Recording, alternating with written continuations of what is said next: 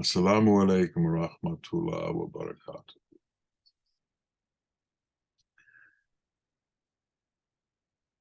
The world enjoys categorizing things. So whenever you enter into a doctor's office, for instance, they give you a questionnaire. And the questionnaire begins with, what race are you? Are you Hispanic? Are you this? Are you that? When the census comes, they always ask the question to try and pin you down as to what nationality you came from, what race you are, what color you are, all of these kinds of things. They're trying to assign you to certain families within man, as if man had different families all over the world. In truth, we all belong to one family, the family of God. And we have to understand the nature of God and the nature of his qualities. We have to understand the qualities of his kingdom. We have to understand his grace, his effulgence, and that which he has given over to man. God is so many things. God is, first of all, the Father to every creation. But then he's the doctor, the poet, the wise one, the artist, the sculptor. He is in the midst of everything that we do. He is the power within all of these. He is formless. He has no tongue, but he can speak. He has no ears, but he can hear. He has no legs, yet he can be everywhere and is everywhere. He is the power of the compassion that he is. And when the embryo is formed in man, he gives unto man the ability to have these qualities, and then these qualities are manifest as form in man. We need to understand that power that is God, and we need to understand that clarity that is God. What we do, because of the fact that we are elemental and that we have senses that sense the elemental, our bodies interact with the elemental, our bodies interface with the elemental, and we use our eyes and ears and nose and sense of touch and sense of smell to comprehend the elemental. So what we do is we study what seems to be most available to us, which is the elemental. And we study the elemental and try to draw conclusions from that. Now, in these studies, man has accomplished some incredible things. We have planes, we have trains, we have automobiles. We're able to fly now. Journeys that used to take months, we can now accomplish in hours. But what is the result of all of this? What does it do for us? What does it do for us to be able to manipulate that which is elemental? Well, one thing that happens is when we manipulate the elemental, many accidents happen. Look at the world. The world is an unstable place. We have earthquakes, we have tornadoes, we have hurricanes, we have tsunamis, we have thunderstorms, we have lots of elemental occurrences. And these elemental occurrences cause difficulties for man. Now we've gotten to the point where we're even able to create atomic energy. And with this, we have created, from our study of the elemental, things that can destroy the entire world, things that can destroy everything we see and everything we know. These are all great powers that exist. Earth has power, water has power, fire has power, air has power, ether has power, Maya has power, illusion has power. These are all powers that affect man, affect our lives, and affect the state of our lives on this earth. But there's something that's more important than knowing the elemental powers and knowing how to use the elemental powers. With these elemental powers, we create machines. These machines that we create, like airplanes, like automobiles, like trains, need some kind of fuel in order to power them. And over time, as these machines are used, they become worn. If you see a 15-year-old car, it's not usable anymore. People just leave it at the side of the road and let other people pick it up. It's the same with all of these machines. Well, the body is a machine like that also. And in the same way we feed these machines, we also have to feed the body. And the same way the machines get old, the body gets old. And the body dissipates. The body becomes weaker and weaker and weaker over time until the body doesn't function anymore. Well, once we become aware of this, once we understand and truly know that this body is doomed to demolition, is doomed to dissipation, is doomed to falling apart, it should enter into our consciousness that we need to find something that exists beyond the body. And in reality, there is something that exists beyond the body.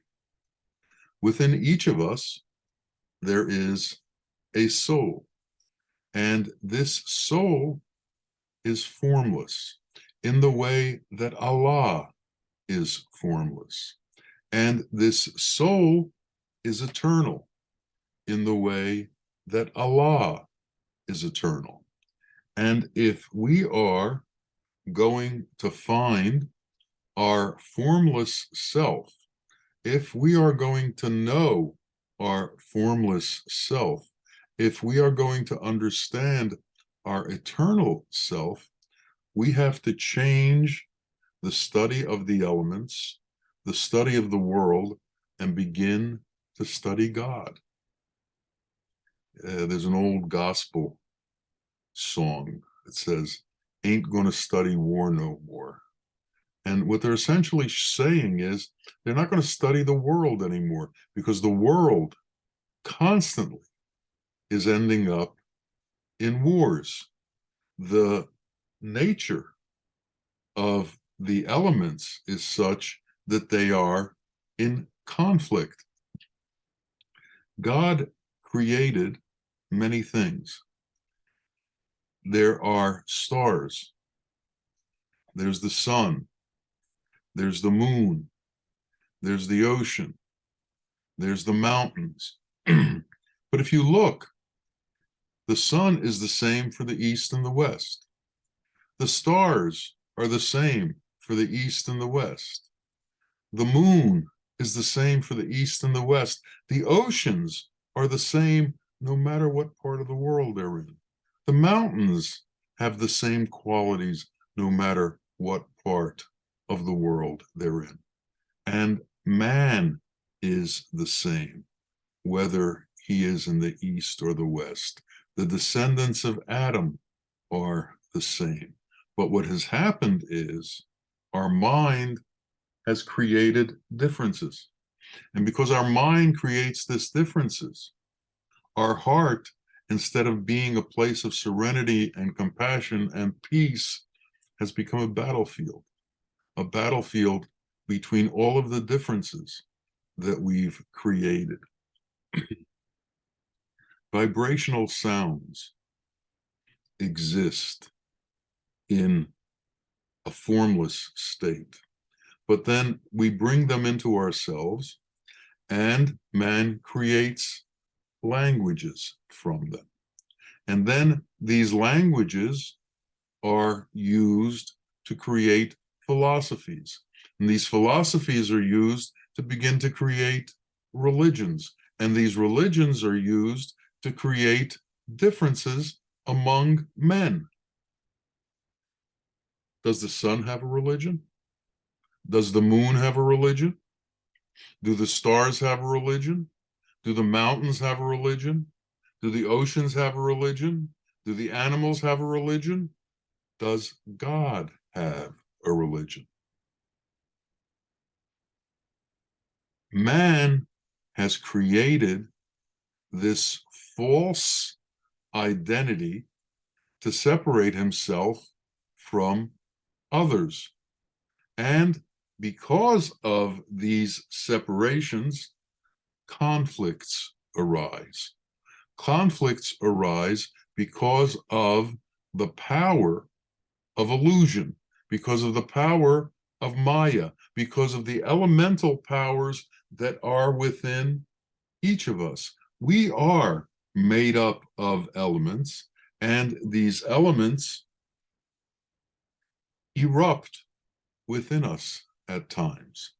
In the same way that you see an earthquake externally, earthquakes happen internally. In the same way that you see a hurricane externally, hurricanes happen internally. And when these hurricanes and when these earthquakes and when these incredible disruptions happen internally, we lash out at what we believe has caused them. And what man does, instead of looking internally to find the reason for this, he blames external situations for the reason.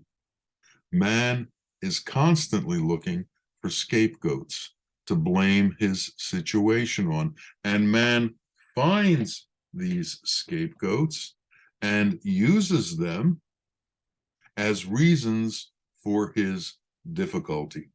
Instead of understanding that the world is an unstable place, and if you're looking for your peace from the world, you're not going to find it. Once I believed in this world and its radiating swirl as if it could feed me through all eternity. So many lies I've now discovered, but I have not yet recovered from all the lies that I have swallowed that are hid deep inside of me. We all have these lies that we've been told to by our parents, we've been told to by our schools, not because they are inherently evil people, but because they don't know any better and they pass on what they've learned. So we have a history of everybody in every part of the world passing on lies that create separations that we are all burdened with. So somehow we have to begin to reverse the process. We have to reverse the process of the education that we've gotten, and we have to re-educate ourselves in a new way. We have to stop thinking of ourselves as belonging to specific sects, as belonging to specific religions, as belonging to specific nationalities, and understand the uniformity of existence, the unity of existence, the fact that we're all the same. But the egocentric self and the mind refuse to accept that because it feels that that somehow makes us less. We have to be distinguished, and this is what our nefs tell us. This is what our lower self tell us. You need to be distinguished. You need to be more powerful. You need to be richer. You need to be more beautiful. You need to be so many things in this world so that you can somehow be distinguished and better than everybody else. The fact that we are all one, that we all share one body, that we all share one soul, that we all share one unity, that we all share one God, east, west, north, south. It's one God. It's one sun. It's one moon. It's one set of stars. There's a unity in all of this, but man doesn't recognize the unity. And because man doesn't recognize the unity, all kinds of things occur that wouldn't occur if that unity was recognized. Nationalities create disturbances with other nationalities for 1,000 reasons. Real estate, language, mineral rights, religions. They pick so many different fights. Yet if we understood that all of these are false and all of these ideas are false, these things wouldn't happen. But again, all of this teaching that we've learned for years and years and years would somehow have to be reversed. Over the last number of years, we've heard these kind of lies spread within certain groups as if they were truths and as if they had to be defended and fought over. In the 40s, we had the belief in Germany that the Aryan nation was somehow superior to every other nation, and the Aryan people were somehow superior towards every other, as opposed to every other people. And so all other people need to be destroyed for their supremacy. Now we have the conflict between the Holy Russian Empire, which needs to be preserved to the expense of everybody that's not part of the Holy Russian Empire. The Holy Russian Empire is the most important thing in existence. We take on these false ideas and these false titles, and religions have done this for years. Christianity needs to be superior over every other religion. Islam needs to be superior over every other religion. Hinduism needs to be superior over every other religion. And it needs to hold the other religions down so their influence is lessened. And what does all of this cause? It causes conflict in the material world. It causes conflict in this temporary situation that we're all caught in. And we treat this temporary situation as if it were permanent, so we hold animosities, we hold hatreds, we hold all of these kinds of qualities as if they were real, and as if unless they were resolved within this illusory world, there would somehow be an inappropriate result between man and God. The inappropriate result between man and God is that we cause these conflicts. The inappropriate result between man and God is that we hold these animosities. The inappropriate result between man and God is that we hold on to qualities that are not godly, that are satanic. We need to understand the nature of God, and we need to study the nature of God. So we need to stop studying the form and start studying the formless. We have to have an understanding of what the formless is. We have to have an understanding of what the intrinsic qualities of the formless is. And it's only through that understanding that we can become ones who know the truth. A true man understands the qualities of God. A true man has a belief system that includes God and is certain of God's existence. And the doubt of God's existence does not reside within him. A man can't be called a man until he's reached that state. A man can't be called a man until the actions of God's qualities are his actions, until he's taken on the godly way, the godly qualities, the godly grace, the godly compassion, the godly justice. When man takes these on, man becomes true man. Allah created man in his image. God has no form image. So it's not that God looks like us. God has given us the ability, and he's deposited within us the access to his qualities. And when these qualities enter into our system, a transformation takes place within man, a transformation that removes him from all of the conflicts that exist within the material world, removes him from all the accidents that exist in the material world, removes him from all of the wars, the disputes, and the difficulties of the material world, because all of a sudden his belief system, his consciousness is such that he doesn't see this world as real.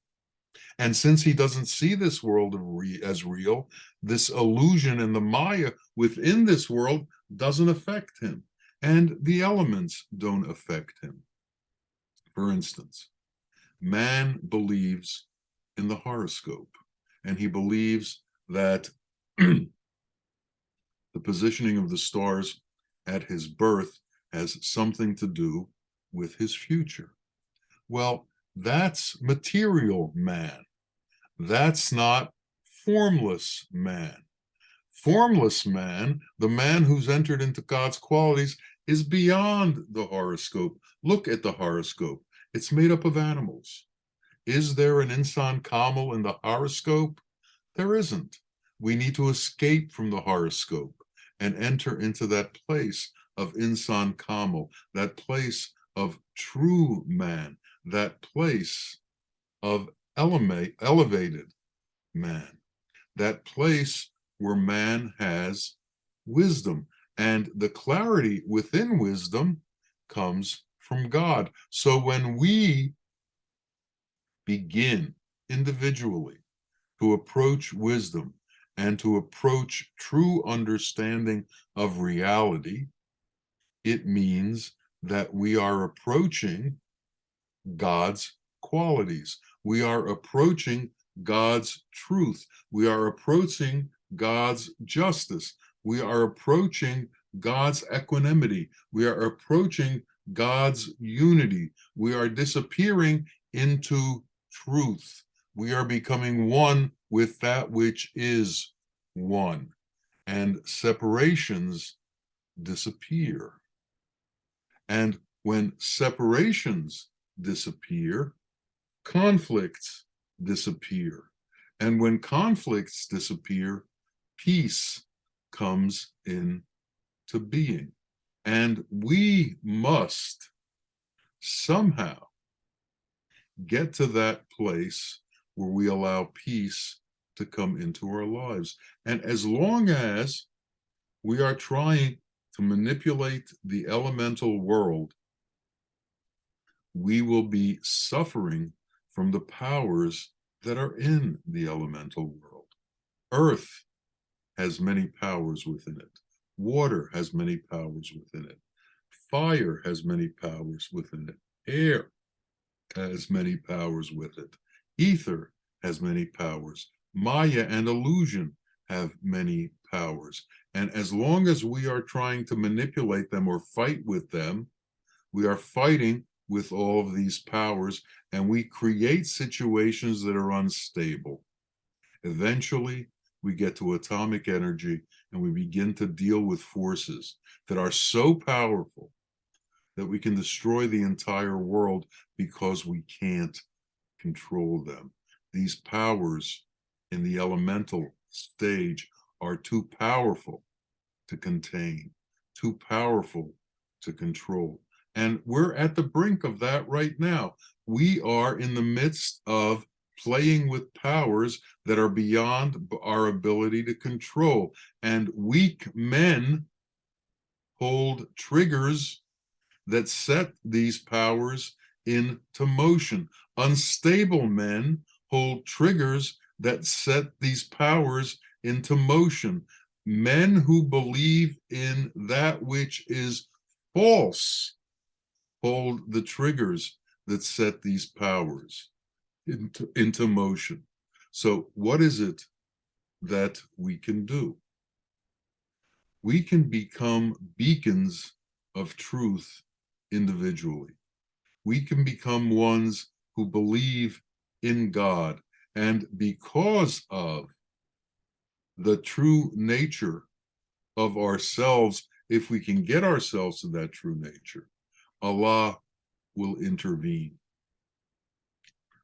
God came to Abraham, and he said to Abraham, I am going to destroy Sodom and Gomorrah. And Abraham said to God, if there were 50 good people in Sodom and Gomorrah, would you save Sodom and Gomorrah? And God said, yes, but there are not 50 good people. And then Abraham said, if there were 40 good people, would you save Sodom and Gomorrah? And God said, yes, but there are not 40 good people. And then Abraham said, if there were 30 good people, would you save Sodom and Gomorrah? And God said, yes, but there are not 30 good people. 20, there are not 20. 10, there are not 10. 5, there are not 5. And then Abraham became embarrassed to ask any more. The point being that if there are even a small number of good people in existence, God will intervene to save the world. Ask not for whom the bell tolls, it tolls for thee. Who are the ones who are going to save the world? Is it going to be your next door neighbor? Is it going to be somebody in another country? There is nobody but us. It's down to a few, and we have a choice to make. Either we become the ones who save the world, or the world doesn't get saved. We cannot pass on this responsibility. It's given to each and every one of us. In approximately 1991, I took my first trip to Mecca. And Bawa told us that if 10 people did tawaf in his name with the intention of unity in this world, it would hold back destruction. So there were about 12 of us, and we did Tawaf, which is the circumambulation of the Kaaba, with that intention. And inshallah, it's holding back, it held back or is holding back the destruction. Only God knows. But the point is that a few who can turn in the right direction can have an enormous impact on existence. A few who can alter themselves in an appropriate way can impact existence. A few who do what's right and become truth can alter the existence.